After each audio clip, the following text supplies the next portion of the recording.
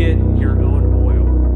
মধ্যপ্রাচ্যের গুরুত্বপূর্ণ নৌপথ হরমুজ প্রণালী ঘিরে নতুন করে উত্তেজনা তৈরি হয়েছে।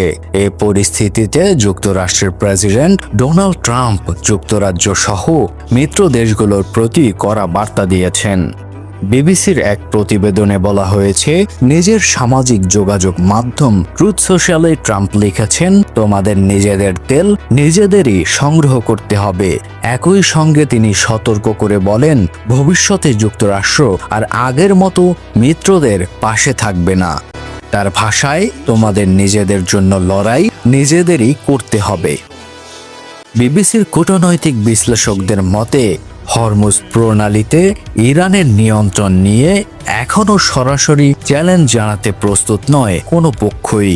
এমনকি যুক্তরাষ্ট্রের যুদ্ধজাহাজও এখন পর্যন্ত পরিস্থিতি আরও জটিল হওয়ার আশঙ্কায় সরাসরি সংঘাতে জড়ায়নি।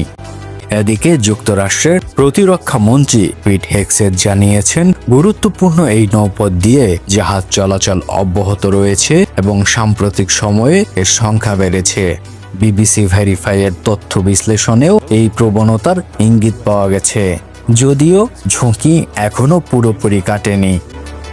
গত 5 সপ্তাহে ধরা চলা সংঘাতে হাজারো মানুষের প্রাণহানি ঘটেছে, যার অধিকাংশই ইরান ও লেবাননের। বিবিসি পার্সিয়ানকে দেওয়া সাক্ষাৎকারে অনেক ইরানি নাগরিক জানিয়েছেন, তারা প্রতিনিয়ত উদ্বেগ ও অনিশ্চয়তার মধ্যে দিন কাটাচ্ছেন। এদিকে সম্ভাব্য ইরানি হামলা মোকাবিলায় মধ্যপ্রাচ্যে অতিরিক্ত সেনা ও আকাশ প্রতিরক্ষা ব্যবস্থা মোতায়েনের ঘোষণা দিয়েছে যুক্তরাজ্য। What we have done is taken defensive action. So we've had our pilots up in the air since an hour or two after this war started, defending